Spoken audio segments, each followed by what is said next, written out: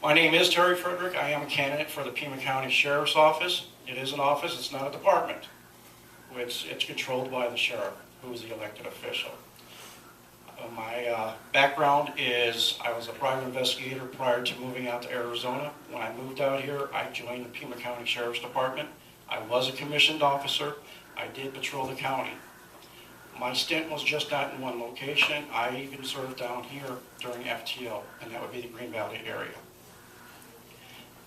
I knew at that time the leadership was not of quality. At that time, I knew that there needed to be changes. I then resigned. I went into private practice where I started a private investigative agency in which 90% of my work is criminal defense work. I decided to run back. You folks know Roland Youngling? He ran for sheriff about 7-8 years ago. I spearheaded his campaign. I knew that we needed changes even back then. We lost the campaign, however, I felt in my heart we won it. And we feel that the people need new leadership. I didn't make this decision back in January after that tragedy. I didn't make the decision back in July when Dupnik announced on TV that he's not going to enforce SB 1070 until he's told it's law. At that time, it was a law. However, times have changed, and we are here now in the present. We need new leadership. We need a good quality department. We have good, fine deputies that patrol the streets and risk their life. Just the other day, there was 2 motorcycle officers that were backed up into and hit and sustained injuries because of criminals. One of the first issues that I will address is their finance budget. The Sheriff's Department is responsible for creating a budget, bringing it forward to the Board of Supervisors, and getting it approved. The sheriff and his commanders work on that budget. They know what they need to go through the year. For the last several years, they've had to go back to the Board of Supervisors and ask for more money. What does the budget consist of? Taxpayers' dollars, bottom line. It also consists of grants from the federal government. Again, that's financed by your tax dollars. Another way of obtaining monies for the department is through the RICO fund, and that is when items are seized from drug dealers and criminal activity, it then gets auctioned off and part of the proceeds go into the department. The sheriff knows that their budget is X amount of dollars, that's what they need to meet. One way that I will maintain the budget, I will say this, I made a request, I did a FOIA, a Freedom of Information Act request for the budget of the Sheriff's Department for the last several years, last 6 years to be exact. It went from the Sheriff's Department's finance director to the county administrator. Everybody know who's the county administrator, correct? Chuck Huckle. That's correct. My question when I received the rejection letter is, why did it go to the Huckleberry? What game is going to be played with the budgets that I've requested? I've not only requested the budget, but I've requested a couple of other some more information that's going to be pertinent to this campaign. I have not received any kind of response to those as of yet. If anybody wants to know what those 2 are, I'll be more than happy to explain them. One of the major issues that I see with the budget is their staffing. The Sheriff's Department, to answer your question, sir, makes $99,000. The sheriff makes $99,000 a year plus benefits.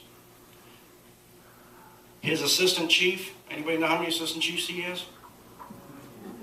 He has 3. They start out at about $150,000 a year. That's not including benefits. That's not including their take-home car. That's not including the gas. That's not including their trips to any kind of conference in some kind of exotic place they want to visit. However, they make $150,000 plus a year. The captains, I don't know, because that's one of the things that I've requested as well, is a breakdown in their command staff as well as their unit managers and what they make and their starting salary and ending salary to date or to present. The captains start out about 120. Lieutenants start out about 110. And they're top heavy. I can tell you, because I've seen it firsthand, the testing procedure to go from patrol deputy to sergeant to lieutenant to captain is not working correctly. And what I mean by that is, if I tested to become sergeant, and I'm ranked number 5 in line, and there is a person that's ranked number 6 directly behind me, and the sergeant or the sheriff wants that person behind me to get their stripes, they're going to promote the 5 people in front of them. You have a lieutenant that overlooks property. You have a lieutenant that overlooks evidence. You have a lieutenant that overlooks the grant department. There alone, you have $360,000+ a year that one unit manager can take care of. You have a sergeant that overlooks the property and evidence unit. You have a sergeant that overlooks the fingerprinting or forensic unit. You have a sergeant that overlooks the records section. These are all positions that a civilian employee can supervise and manage. I plan, because I know when elected, that the assistant chiefs are not going to stay there. They're not going to be able to adapt to changes and being able to perform the duties that are going to be required. They're going to leave. I am going to only have one assistant chief. The salary is going to probably depend on what the market value is right now. But through attrition, it's going to dwindle down. And with the savings of not replacing 2 assistant chiefs, not replacing the captains that are going to leave, and not replacing lieutenants that are going to leave, I can then put quality deputies on the street. I can send them through the academy, put them on the street, and with the savings just through their ranks, I can put about 15 to 20 deputies on the street. What does that do for the community? Higher profile, quicker response time, community policing. That's what it does. I believe in being aggressive. I believe that being proactive and not reactive is the way that a law enforcement agency is supposed to conduct themselves. Why should I wait, sit back, for you to call in and say, there has been a burglary in my neighborhood? Oh, by the way, it's been the 6th one within a month. Why not take an aggressive approach? Resolve the issue before it becomes an issue. Fight crime. That's the way the agency is supposed to run. It's the way it's operated. You folks deserve a very quality and the finest deputies that this department can put out and produce. I'm tired of hearing everything about LA, the Orange County Sheriff's Department, the LA County Sheriff's Department. What's wrong with Pima County? That's where this focus is about. I also am going to implement one way to boost morale within the Sheriff's Department is to take leadership to another direction. I am going to patrol the street as your elected official 8 to 12 hours a week. My assistant chief is going to put in 8 to 12 hours a week. All the captains and lieutenants that are sitting behind the desk, losing touch with what's actually going on in the community and implementing policy, is going to be required to put in time on the street. They are going to stay in touch and they are going to respond to calls. They're not only going to respond, they're going to be assigned calls. And there is a difference. If there is a 911 call, dispatch or communication says 795, respond to XYZ. It's going to be assigned to that lieutenant, captain, or assistant chief.